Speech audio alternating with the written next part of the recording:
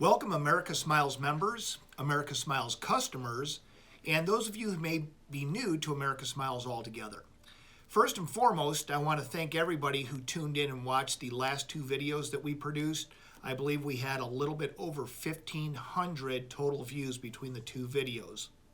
I want to thank everyone for the kind words on social media, the personal phone calls I received expressing that the content itself was very beneficial to you. One thing that I struggle with, I like doing these videos from an information standpoint. I do struggle with wanting to make them too perfect, having something to read off of or a teleprompter. I'm going to throw out the idea of trying to make them perfect. The key here is to get the information out the door. So if I sound a little bit unpolished, I'm just going to read off of my notes and try to get the best information to you that I possibly can. For those of you who are not familiar with America Smiles, basically there's three major parts to our business. Number one, first and foremost, we're a laboratory association that focuses on marketing and advertising. We help hundreds of laboratories on a monthly basis to grow their businesses. We have a full-service milling center that has two prices, two-tiered pricing. Members pay one fee, non-members pay another. And about a year and a half ago, we opened our own zirconia plant with the same concept. Those who are members of the marketing group get discounts on zirconia, milling burrs, and other such things. In this video, the thing that I want to, basically three things that I want to present to you today is, number one, what you could or should be doing throughout the remainder of what's left of this lockdown.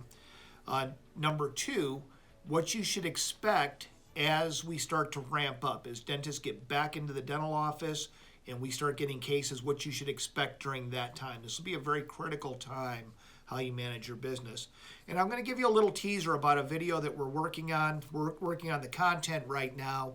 We're going to be addressing some of the overall issues in the dental lab industry. I'm going to be very plain and open about some of the problems I see in the industry, and problems that much of it is of our own doing. So we're going to challenge us to improve who we are as an industry. And I'll give you a little teaser about what's coming in that video.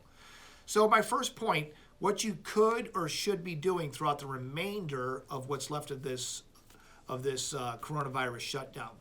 First and foremost, relax a little bit and enjoy the time off. And some of you are probably thinking, you want me to tune in, watch a video so you can tell me to relax. There's going to be a lot of good content here. But I led with this first and foremost. We're all in this boat together. There's nothing we can do. So you may as well take advantage of it and try to relax. Personally, I've done a little bit of fishing. I'm watching more movies with my wife. And I'm enjoying really not worrying about what milling machine's going to break down or what employee's not going to come in or which dental lab owner might be mad at me for one reason or another. So since there's nothing we can do, take some time to relax a little bit. Secondly, don't be worrying. Worry has never changed a thing in anybody's life. You cannot worry a solution into effect. So if you have an action plan, and make it operational, but certainly don't spend any time worrying. So into the meat of the situation here. Use this opportunity to get your accounts receivable and your accounts payable under control. In business, when you're generating, we're generating service, we're making false teeth. Once we invoice that case, it's really just income on paper and it slides into the accounts receivable category. Many of you still have a lot of accounts receivable from pre-coronavirus. So doctors that were using you in January, February, and March still have lab balances with you. I would get very aggressive on getting that money collected. Some dentists are going to tell you they don't have the money because of coronavirus. They are lying to you. Nobody has a cash problem yet because of coronavirus. You're collecting the money from the income you generated back in February and March. Doctors are still receiving insurance checks and co-pays from people from the work they did in February and March that they sent to your laboratory. So it's a great time to get aggressive with getting all of your accounts receivable in order, which will give you an opportunity to get your accounts payable in order. And really, by the time dentists go back to work, it'll almost be like having a fresh business. And it feels even a little refreshing for me to have the accounts receivable collections coming in, the payables going out, and I'm seeing on the balance sheets, everything shrinking towards zero. And just like when we started our laboratories, very little cash, but nothing on the books for receivable, nothing on the books for payable. So it's a great time for a purging and really a clean slate and a fresh new beginning. I'm going to give you a little tool, a little resource to help you collect money for those extremely problematic dentists. First of all, I want to encourage you to get out of the behavior of saying, I can't offend this dentist, he's my biggest customer. If you have a very big customer, $5,000 to $10,000 a month, and he's an extremely slow payer, he actually, in one degree or another, is a burden to your business. And so we've got to forget about being afraid to offend these larger customers. If you have a customer that you're pretty confident doesn't use your laboratory anymore, and they're maybe 60 days out or 90 days out, I'd like you to do a little research within your state. Study two things. One is called a mechanic's lien. The other is called a contractor's lien. They both mean the same thing, but it protects subcontractors, which is what you are. The dentist has a relationship with the patient. He uses you as a subcontractor to make a false tooth, and he puts your work into a patient's mouth, and the dentist makes a profit off of that. As a subcontractor, you're entitled to lien the property of anybody who benefited. That includes the patient. If you've got a patient walking around with one of your dentures or one of your crowns, and that patient has benefited from your labor, you actually have the right to go after that patient under mechanics liens and contractors liens laws in most states. Now, how you would do that to get creative? Well, first of all, you never want to have to actively do it, but you could tell the doctor about these laws that are there to protect you, and tell the doctor you intend to send a mailing out to the nearest 500 patients to his, or 500 households to his dental practice, asking people to sign an affidavit stating they are not a patient of his and they did not get dental restorative work done. And if a patient doesn't sign that affidavit, you can put a lien on their house. You can actually subpoena them into court to see if they're wearing one of your dental restorations. The doctor will likely just pay the lab bill because he's not going to want the bad press of you sending a letter out to the nearest 500 patients. So that's a last case resort. I've never had to do it. Well, I take that back. Quite a while ago, I did do it for one doctor. But it really should be a last resort. And simply informing the doctor that it's a possibility for you to do that, doctor will likely want to avoid the bad press and likely just pay the bill. Use this time to redefine yourself as an artist and as a business owner. Evaluate or reevaluate, I should say, your career goals. Redefine what you're going to allow and not allow in this next phase of your career. Look at who you've been as a professional and decide, after this coronavirus, after this time off, and I reopen, do I want to go back to the same old, or do I want to make some changes? I would suggest each one of us could sit down, self-examine, and say, there's room to do things different. I think I want to do things different in this next segment of time. This is a great opportunity during the remainder of this shutdown. This is a great opportunity to engage in cross-training of employees. For those of you who have existing employees that you furloughed or laid off, or whether or not, maybe you did the PPP, Payroll Protection Program, and your employees are there working, whether you furloughed them or they're still on the payroll, use this time for cross-training. We laid off all the employees here at America Smiles on both the membership side and the milling center side and the zirconia plant. But we've made our doors open a certain amount of days a week, not all 5, a certain amount of days a week, and only a certain amount of hours per day. And the doors are open. Any employees that are furloughed that want to come here and use our facility for cross-training or additional training, they're welcome to come in. I got to be honest with you, we do have some work coming in. About 5% of our normal capacity still trickling in. Do we train using live cases? Yes, we do. But we are not promising to pay these people. We're not offering them any payment later.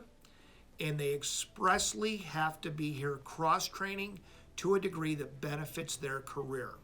And so we have senior people working with non-senior people to cross-train them. It's a great opportunity to come out of this coronavirus with people that are more valuable to your business for when you finally bring them back onto payroll.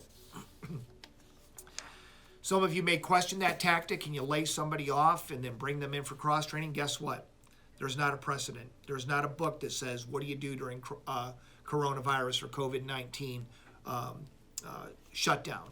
The rules are changing quickly across the board. So I would suggest you be creative. Your level of creativity may define how successfully or unsuccessfully you come out of this program. What should you expect during the time when it starts to ramp up? I'm anticipating doctors will start seeing patients again on May 1st. What should you expect? I want to help you control your expectations so that you can manage your business accordingly. The decisions you make and how you manage your business over the course of the next 2 to 3 months are going to greatly impact how the year finishes up for you. So if dentists start seeing patients on May 1st, I wouldn't count on cases really rolling into your lab until late May. Here's why. Patients have developed dental problems in the months of March and April, but they had no dentist to go to. Come May 1st, people are getting new dental problems. So that means May 1st, when a doctor opens up, they've got patients that have had troubles in March, April, and now May. I'm guessing most offices are going to treat their dental practices in the mode of what's called triage, simply evaluating the patient's conditions, probably evaluating, diagnosing, patching, filling, extracting, and probably rescheduling for restorative dentistry. So there's probably going to be a lot of diagnostic and operative dentistry, and restorative dentistry may not start rolling in towards the end of the month. So I would expect in the end, even if you're open in May, to expect low total sales for the month of May. And that leads me to the next segment. If you have low sales in May, that means you're going to have a cash flow problem in June. So nobody designed any cases in April, or very little work in April. That means you have no collections or no cash flow in May. If you do very little lab work in May, that means June you're going to have very little cash flow. So if you're finally busy and things start to ramp up and get back to normal in June, it may not be till late July that you actually start seeing a normal level of cash flowing into the business. So control your expectations and manage your business accordingly in that area. One thing that you might want to consider to do to help cash flow is when you start ramping up and when you start doing cases, maybe offer an incentive to a doctor. Say, Doc, I'm going to give you 10% off or 15% off. Now, I'm not a big fan of discounting, but for survivability sake, survivability purposes, you may want to offer a discount if the doctor is willing to cash out every day. So you've done a 4-unit bridge. The bill is $600. Doc, if you let me put this on your credit card today, I'll give you X of a percentage off. You don't like the discount, but the discount is paying to help improve your cash flow. You might want to offer a program that says, Doc, I'll give you credit for 30 days, but if you pay me by the 10th of the following month, that means I close out the month on the 30th. By the 10th, you pay that bill, I'll give you a percentage off. Again, instead of business as usual where you let them generate invoices from the 1st to the 30th, and then you hope he pays you by the end of the following month. Instead of doing business as usual, I would consider offering incentives again, anticipated cash flow problem in June, maybe not in May and June, maybe not remedying or getting better, improving until late July or even August. So, looking down here on my notes, making sure that I covered 2 things in one by accident. So let me get down to my 4th point. After being creative on how you handle collections, be creative on how you bring back your employees. Now, if employees are furloughed or laid off and they're collecting unemployment, you may want to make that cross-training program more aggressive, making sure people are doing tasks that qualify as training. You know, it's a fine line there. I'm not asking anyone to violate the law, but you just might want to be very, very, very creative. Yes, you might be working on some live cases, but if you're confident that what you're doing is helping people cross-train, that's a very fine line, but you might want to consider that. Or also, too, if people have been furloughed, you can say, notify the unemployment office, I'm bringing you back 20 hours a week or 10 hours a week. What I'm expressing to you is avoid having very little work coming in, but bringing all the employees back. If you don't manage that properly, 30, 60 days down the road, your balance sheets or your P&Ls, your profit and losses, are going to show up as losses. You didn't have enough income to support the expense of bringing the employees back. So I'm challenging you to be very creative in that area. Number 5, market and advertise like crazy. Now, I know that sounds a little self-serving because America Smiles, primarily what we do is help labs market and advertise their businesses, grow their laboratories. But the reason why that's such a big part of what we do is because it's what we believe in. It's one of the reasons our milling center and our zirconia plant is so successful. Our whole program is successful is because I exercise good marketing and advertising principles. And I'll suggest, too, a lot of the challenges that we have in our industry as a whole and individually are because labs just simply don't take the time to market and advertise. That's a whole separate subject. I want you to keep in mind, not every laboratory is going to reopen. There are going to be labs, and I know of one in particular, called me, says, Keith, I was only going to work a couple more years. I just decided I'm not going to reopen. So if a laboratory is not going to reopen, and some won't, I can assure you of that, that means those dentists have to go somewhere.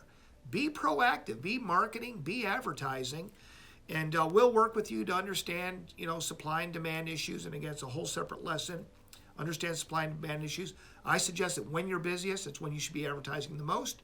And when you're not busy, of course, you should be advertising. But I think it's a great time to ramp up a marketing and advertising campaign to reach those dentists who maybe their laboratories close the doors. And the other thing is not all employees are going to come back. There's going to be employees that were laid off or furloughed, let go, and they may go into other industries. If that happens, there's going to be a supply and demand issue. There's not going to be enough technicians to do the work. And that should cause, all supply and demand problems should push prices up. So this is really could potentially be a very good opportunity, but be prepared coming out of the gates with a marketing and advertising campaign. Of course, America Smiles will be here to help you with that, or at the very least, do it independently apart from us. So that's all I've got as far as is explain to you what you should expect for to be doing the remainder of this shelter in place and what to expect once dentists are seeing patients back in the office. The last thing I want to do is I can give you a little teaser on the video that I'm working on. And this is going to be very sobering. I'm going to cut right to the chase. And the video is going to be based on the fact that although dentists have a lot of bad behaviors that we're all very frustrated with, such as, bad impressions and late payments and every remake is our fault, God forbid if anyone ever charged a dentist for a remake. I've always said that wherever you have bad behaviors, there's always an enabler. And I'm sorry, folks, but we as an industry have enabled a lot of bad behaviors. In this next video, I'm going to be addressing those things. I'm going to be addressing who are we as an industry? What is it that we do well? What is it that we do poorly? We're going to identify some of those bad behaviors and challenge ourselves to not repeat them. We're going to identify our own bad behaviors, things that prohibit us from having good, healthy, successful businesses, and challenge ourselves to be better. I'm going to be looking at this virus as an opportunity, almost what the Bible calls a Sabbath time off to reflect, where we just pause and reevaluate everything. And then this new video, I'm going to challenge us to be better as an industry. I'm going to warn you, it's not going to be for the faint of heart. I may come off as arrogant. I may offend some people. But in the end, I love the lab industry. I love all the people in it, especially those that support America Smiles. And I really want to see us be better as an industry. So for tonight, I want to thank all of you for tuning in to watch this video. I hope this video was a blessing and a benefit to you. Be sure and watch the video next week that we're going to release. For those of you who want to learn more about America Smiles, there's a lot of information about us at americasmiles.net. And to all of you, good luck and God bless.